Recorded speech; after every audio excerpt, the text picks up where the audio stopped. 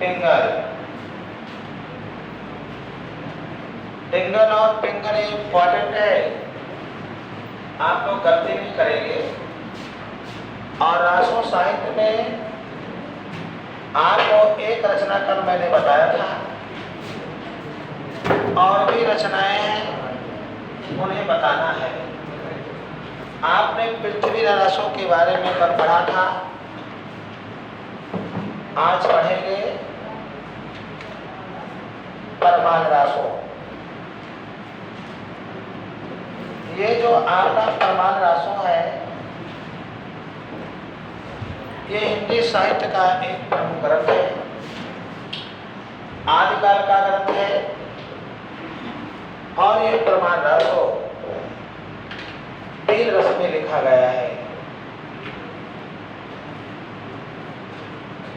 आपको जानकारी है, अगर बी रस होता है तो ओज गुण होता है। यहाँ बी रस है और ओज गुण है। और एक रीत आपने पढ़ा होगा, गौड़ी रीत। यहाँ पे गौड़ी रीत है, ओज गुण है, बी रस है। और जो परमाल रासो है, इस परमाल रासों का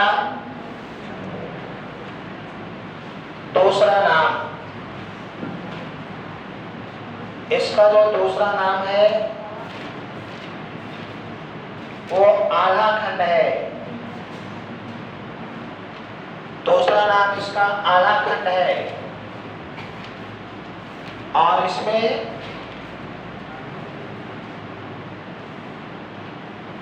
आला उदल,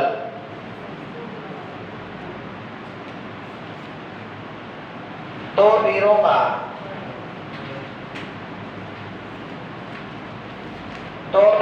वर्णन है। और जो परमाल रासो है, इसमें राजा परमद्र देव का वर्णन किया गया है।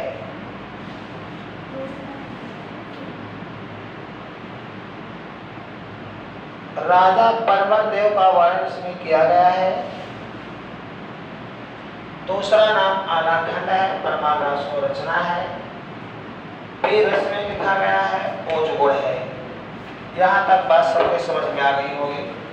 बहुत इंपॉर्टेंट रचना है जो पेपर में लगभग पूछा आता है। इधर आप देख रहे हैं, ये लिखा गया है आपका हम्मीर रासो। और इसके जो लेखक है, लेखक का नाम है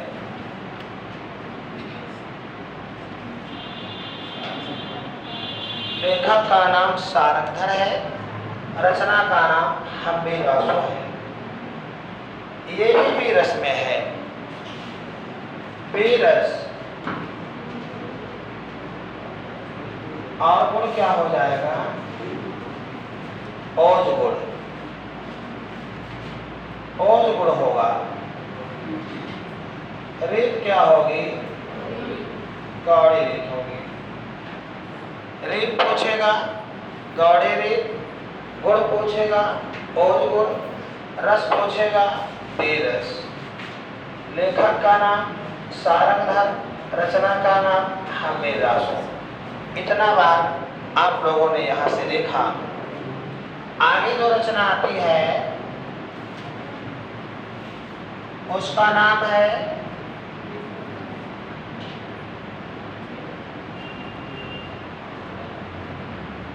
बीसल देव रासो। ये बीसल देव जो रासो है, ये बहुत इंपॉर्टेंट है।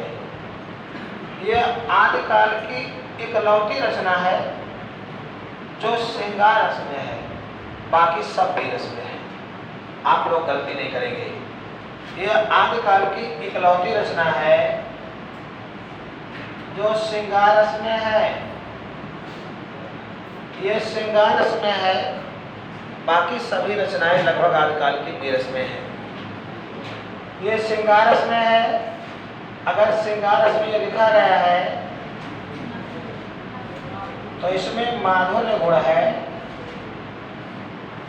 और एक बात हमारे छात्रों को और पता है, इस भीषण देव रासों में 12 मासा का वर्णन है। 12 मासा। पूछता है कि आदिकाल की वो कौन सी रचना है जिसमें 12 मासा का प्रयोग किया गया है, तो उसका नाम है भीषण देव रासो। और इसमें राजा भीषण देव का वर्णन है।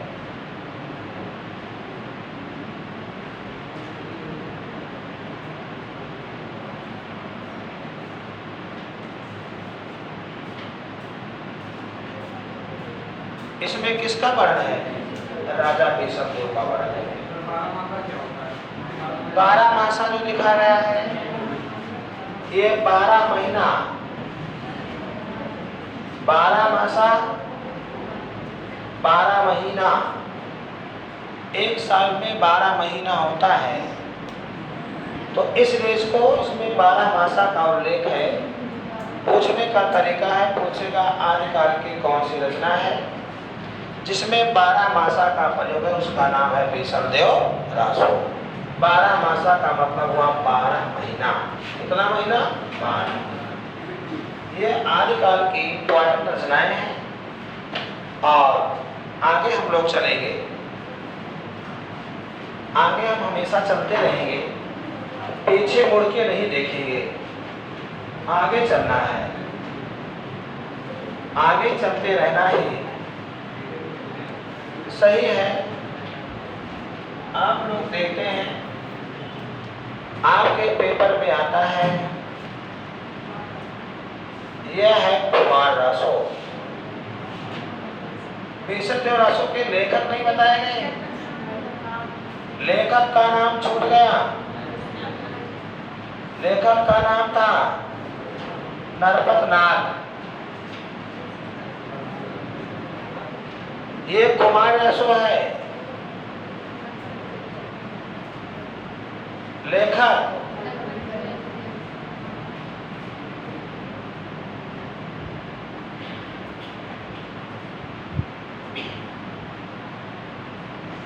दलपत विजय, दलपत विजय है। ये भी रस में है। ओज गुण है, गौड़ी रीत है,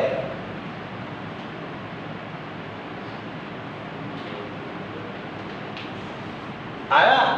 राजा कुमार देव का वर्णन है।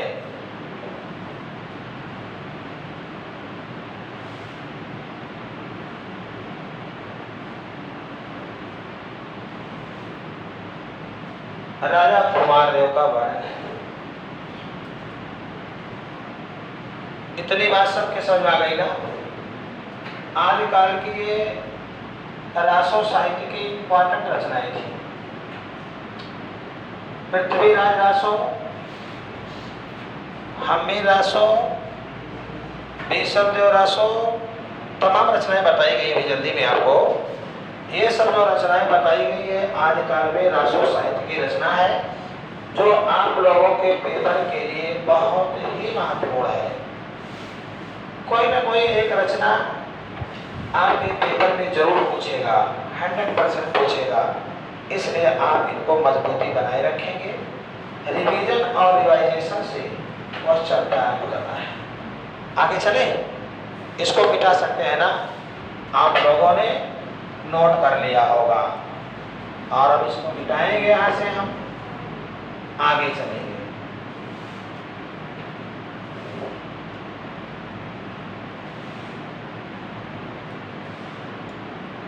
देखो, रासो साहित्य के आने वाली जो रचनाएं थी मैंने बता दिया।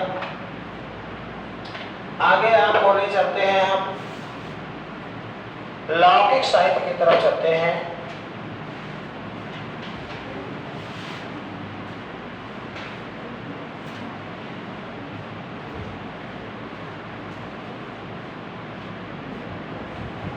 लौकिक साहित्य में अगर हम चल रहे हैं तो लौकिक साहित्य की भाषा, इसकी जो भाषा थी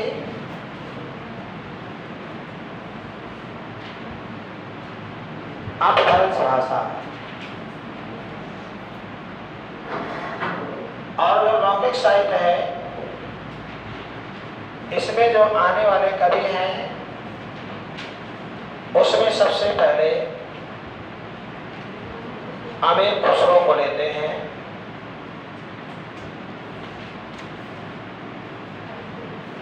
अमीर खुसरो के बारे में आप लोग जानिए। अमीर खुसरो से क्वेश्चन कैसे बनेगा, अमीर खुसरो को क्या क्या कहा जाता है, ये सवाल को जानकारी होना चाहिए। अमीर जो खुसरो है इनको साहित्य में खड़ी बोली का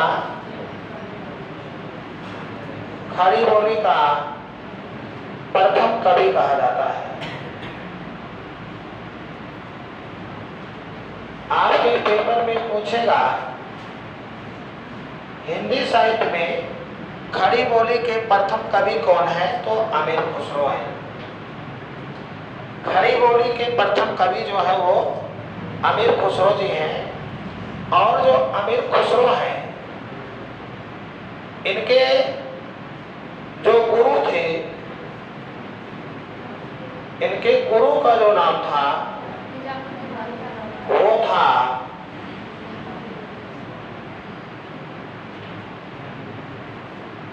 निजामुद्दीन औलिया।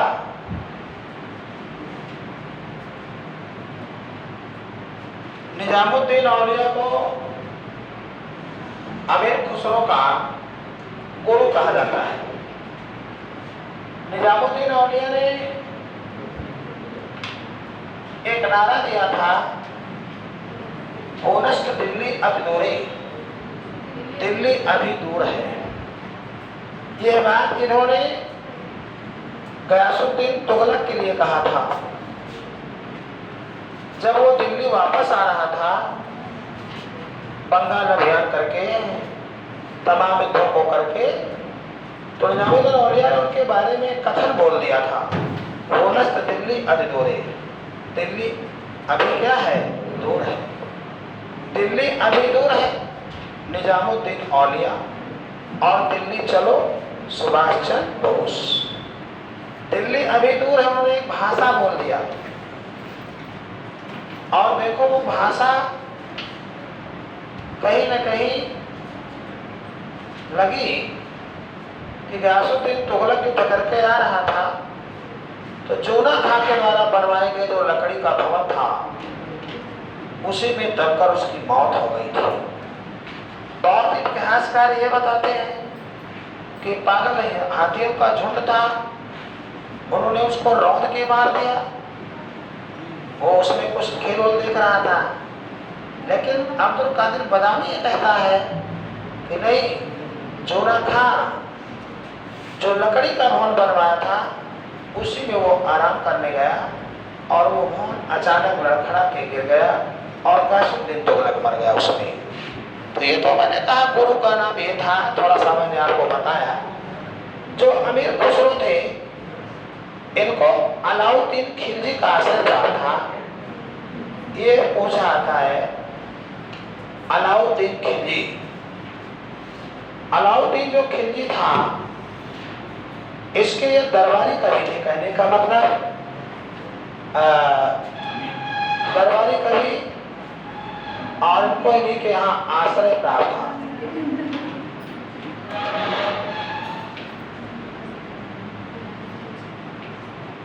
अमीर जो खुसरो थे इनको हास्य कवि कहा जाता था, इनको मनोरंजन का कवि कहा जाता था, इनको मुकलिया लिखने वाला कवि कहा जाता था, इनको पहेलीकार कहा जाता था। और सबसे बड़ी बात यह है कि अमीर खुसरो को तबला और सितार का आविष्कारक कवि कहा जाता था। तबला और सितार,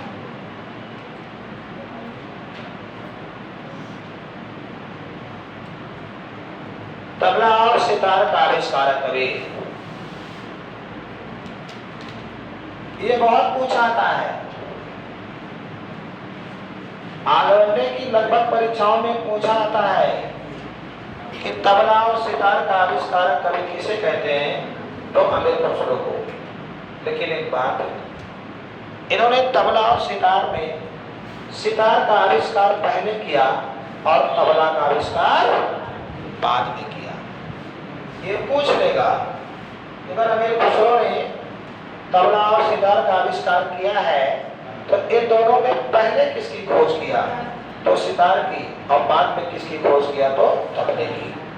हास्य कवि, मौजन के कवि, मुकर्रिया लिखने वाले, पहली कार के कवि, तबला और सितार के आविष्कारक, खड़ी बोली के प्रथम कवि, गुरु का नाम निजामुद्दीन औलिया और अलाउद्दीन खिलजी के दरबार का दरबारी कवि, इनको आश्रयदार था।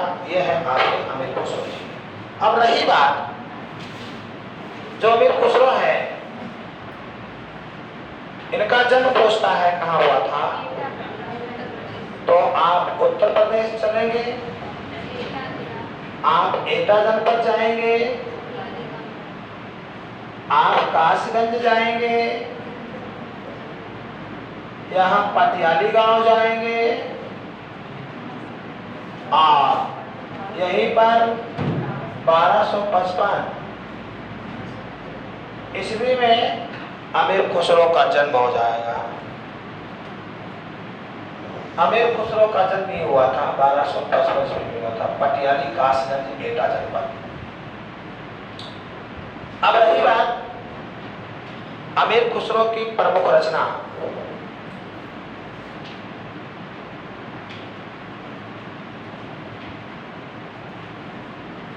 इन्होंने कुछ रचना लिखा,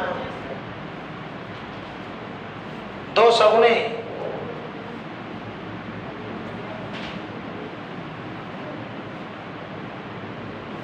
गजल, मुकर्रिया,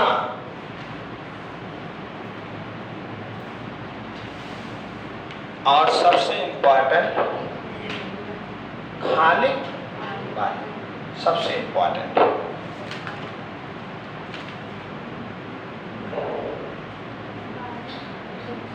बारी रहेगा, खालिक बारी, गुडनेस क्वेश्चन फॉर आलवंडी एग्जामिनेशंस। कभी गलत ना करना आपको, बात समझ में आ गई ना, गलती नहीं होनी चाहिए। अमीर खुसरो के बारे में कहा जाता है, एक थाल मोती से भरा, उसके सिर पर औंधा धरा, थाली चारों ओर घूमे, मोती उससे एक ना गिरे। अमीर खुसरो की ये पहेलियां हैं। खीर पकाई जतन से, चरखा दिया चलाए, आया कुत्ता खा गया तो बैठी ढोल बजाए। अमीर खुसरो की ये पहेलियां। पान सड़ा क्यों, घोड़ा अड़ा क्यों, रोटी जली क्यों, विद्या भोली क्यों। अमीर खुसरो की ये सब पहेलियां हैं। एक नार ने अचरज किया, सांप मार के दिया में दिया। दिया बाकी उसका एक पहेली है। तो कहने का मतलब ये बहुत प्रकार के पंक्तियों लिखा था। अमीर खुसरो ने लिखा था, गोरी सोवे सेज पर, मुख पे डाले केस। अमीर खुसरो को अलाउद्दीन खिलजी का आश्रय प्राप्त। अमीर खुसरो के गुरु का नाम निजामुद्दीन औलिया। हिंदी साहित्य में खड़ी बोली के प्रथम कवि अमीर खुसरो आदिकाल में। लौकिक साहित्य के कवि, मनोरंजन के कवि, हास्य कवि, पहेलीकार के कवि, मुकर्रिया लिखने वाले कवि, गजलकार कवि अमीर खुसरो। अमीर खुसरो के बारे में इतनी बात आपको जानना है, सब कुछ डाटा क्लियर हो गया। अब इससे आज के क्वेश्चन नहीं पूछेगा, बट क्वेश्चन का प्रश्न का मॉड्यूल आपको पता होना चाहिए। मिटा सकते हैं ना? मिटेगा।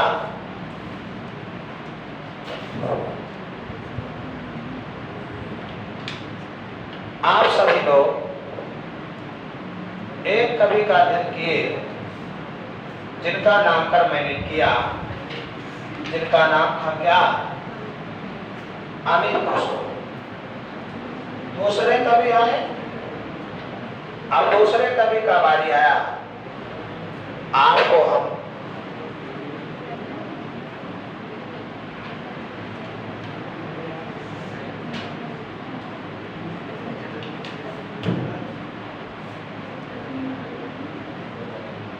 ये विद्यापति जी है।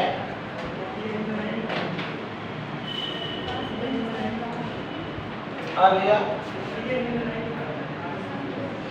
भारत का तोता तोती हिंद अमीर खुसरो को ही कहा जाता है।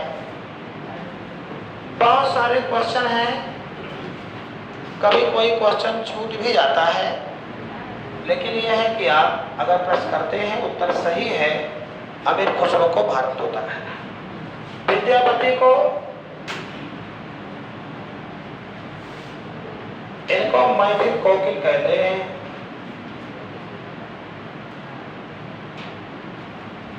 विद्यापति को सिंगारी कवि भी कहा जाता है।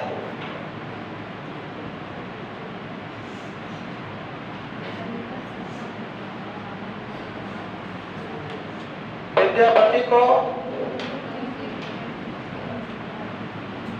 कवि शेखर कहा जाता है। विद्यापति को अभिनव जयदेव कहा जाता है। विद्यापति को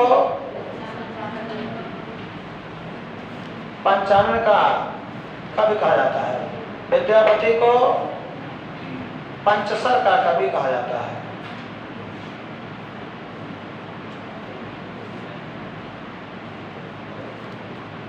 विद्यापति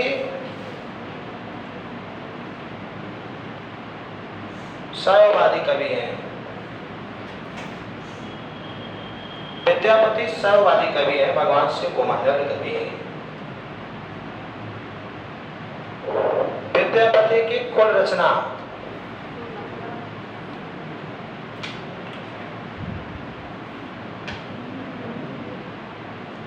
इन्होंने कुल 16 रचनाओं को लिखा है।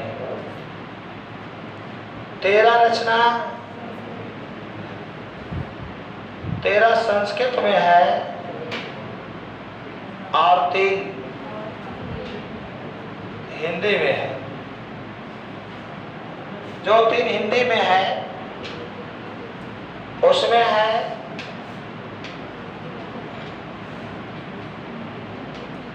कीर्तलता,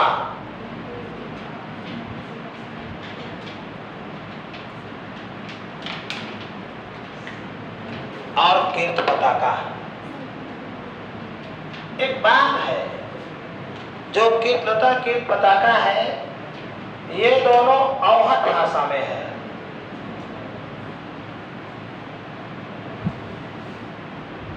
ये दोनों किस भाषा में है? अवहट भाषा में है। इनकी एक रचना जो तीसरी है वो है विद्यापति पदावली है बाबू। ये मैथिली भाषा में है बाबू, मैथिली भाषा में है भैया। अगर ये नहीं लिखा है तो ब्रज भाषा में है, मैथिली में नहीं है तो ब्रज भाषा लिख सकते हो। ये पूछे कि आदिकाल की कौन सी रचना है जहाँ पे ब्रज भाषा दिखाई पड़ी सबसे पहले, उसका नाम है यही विद्यापति पदावली। सबसे पहले ब्रज भाषा का उल्लेख जो दिखाई पड़ा, यही दिखाई पड़ा था किसमें? इसी विद्यापति पदावली में। तो इतनी बात को लेकर के मैंने आपसे विशेष प्रश्न कर डाला और विद्यापति के बारे में इनकी भी दायरा हो चुका है। विद्यापति कीर्तलता और कीर्त पताका बहुत इंपॉर्टेंट है। अवध भाषा में है ये। एक नया क्वेश्चन अपने छात्रों को बताएं। पूछता है कि अवध भाषा का जिक्र सबसे पहले किस ग्रंथ में मिला था। ये पेपर में पूछा जाता है। हिंदी साहित्य में आदिकाल की वो कौन सी रचना है जहां पे अवध भाषा का उल्लेख सबसे पहली बार देखने को मिला था। कहां मिला था बताओ। ज्योतिषवर ठाकुर है, उनकी रचना, इसका नाम है वर रत्नाकर, जो गद्य में लिखी गई है। पूरे हिंदी साहित्य में अवध भाषा का सबसे पहले उल्लेख, अवध भाषा का सबसे पहले उल्लेख अगर कहीं मिला तो मिला ज्योतिषवर ठाकुर जी।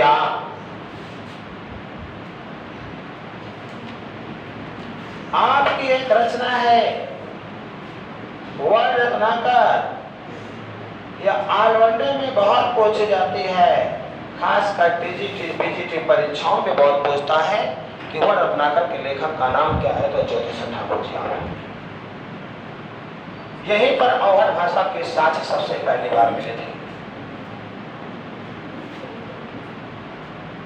अवध ये अपभ्रंश का बिगड़ा रूप है। अपभ्रंश के बाद तो हिंदी का जन्म हुआ, हिंदी हमारी पैदा हुई। ये सारे क्वेश्चन आप लोगों को ध्यान देना चाहिए, इसमें कोई क्वेश्चन गलत नहीं होना चाहिए। समझ में आ गया? पूरी तत्परता, पूरी लगन से मैंने बातों को रखा, कर्म से रखा, एक एक पॉइंट पे रखा कि आप बातों को देखें और क्वेश्चन गलत ना करें। उम्मीद है कि आप लोग हमारी सारी बातों को नोट कर लिए होंगे, समझ गए होंगे। और अब हमारे टाइम भी पूरे हो चुके हैं, लेकिन अभी 5 मिनट आपको हम और देखेंगे। आपसे केवल प्रश्न करेंगे, अब पढ़ाने का काम विराम करेंगे। सभी लोग अपनी स्थिति पर बरकरार रहेंगे और क्वेश्चन लिखेंगे, प्रश्न पूछेंगे। जब आपको नहीं आएगा तो आपको लिखाएंगे। पहला क्वेश्चन है, प्रैक्टिकल क्वेश्चन है। पूछा जाता है हिंदी साहित्य का वो कौन सा काल है जिसको हिंदी साहित्य का सिंहद्वार कहा जाता है।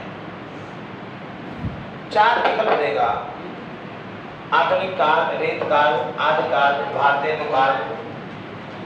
हिंदी साहित्य में हिंदी का सिंहद्वार कहा जाने वाला काल भारतीय काल। नोट कर लीजिएगा, 1 नंबर क्वेश्चन में नोट कर लीजिएगा। हिंदी साहित्य में हिंदी का सिंहद्वार कहा जाने वाला काल भारतीय काल। सिंहद्वार, हिंदी का सिंहद्वार कहा जाने वाला काल भारतीय काल। 1 नंबर क्वेश्चन को कहीं कॉपी में अलग से नोट कर लिया करो, तो टॉपिक पे मैं थोड़ा सा हट के कर रहा हूँ।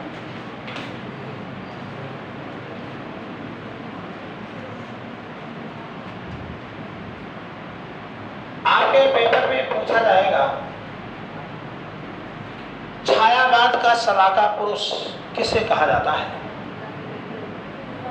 छायावाद का सलाका पुरुष सूर्यकांत त्रिपाठी निराला। नोट कर लो, छायावाद का सलाका पुरुष सूर्यकांत त्रिपाठी निराला। छायावाद का क्या सलाका पुरुष कौन? सूर्यकांत त्रिपाठी निराला। बहुत इंपॉर्टेंट है, मोस्ट इंपॉर्टेंट है पेपर के लिए। आपके पेपर में पूछा जाता है क्वेश्चन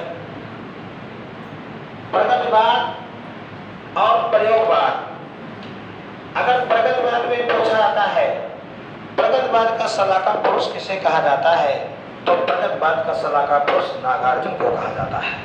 देखिए, प्रगतवाद का सलाका पुरुष नागार्जुन को कहा जाता है। प्रगतिवाद का सलाहकार पुरुष नागार्जुन।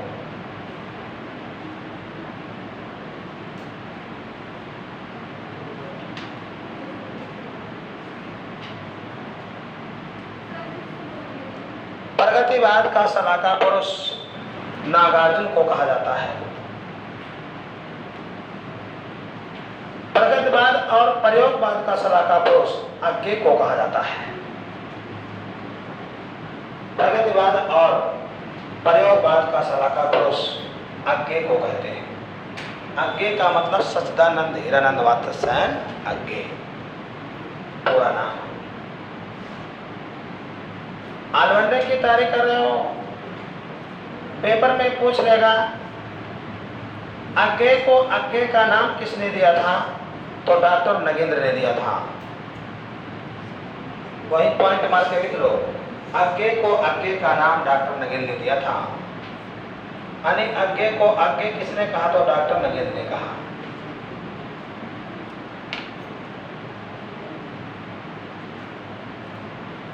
इंपॉर्टेंट बात है।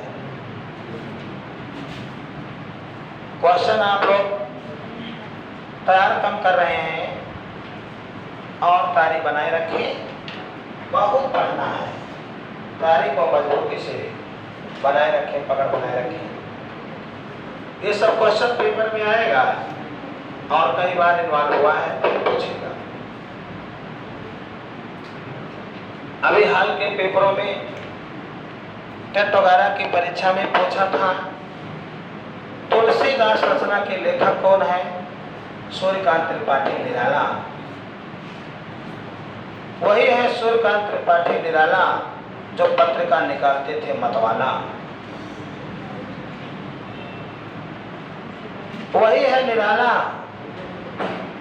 जिनके साहित्य में, हिंदी साहित्य में निराला की साहित्य भूमिका को लिखने वाले कवि डॉक्टर रामविलास शर्मा, जिनको पूरे हिंदी साहित्य में मार्क्सवादी विचारधारा का प्रथम कवि कहा गया, उनका नाम था डॉक्टर रामविलास शर्मा जी।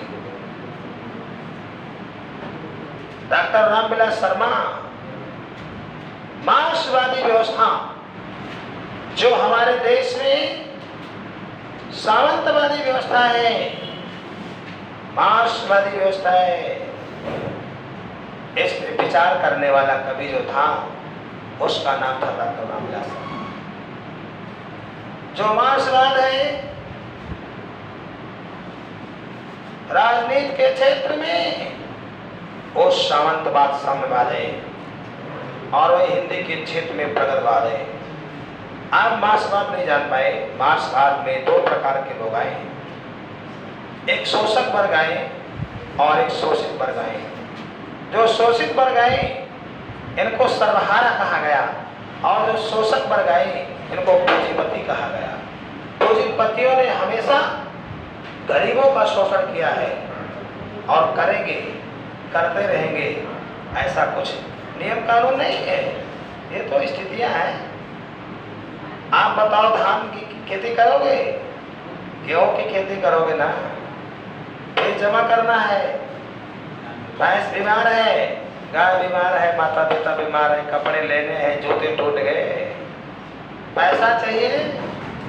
धान की बोरी खींचोगे, दुकान पे ले जाओगे, दुकानदार क्या जाओगे, कहोगे सेठ धान लाए हैं, तो कहेगा 10 रुपए किलो लेंगे, देना हो तो। अब तो ऐसे करके है, साइकिल चला 100 रुपए की चला गया धान, 10 रुपए किलो देना है ना। रेंट कौन लगाएगा, सेठ। पैदा कौन करेगा, आप। ये मार्क्सवादी व्यवस्था। जमींदार गरीब रहोगे, जमींदारी प्रथा में काम करोगे, बहुत सारे लोग हैं।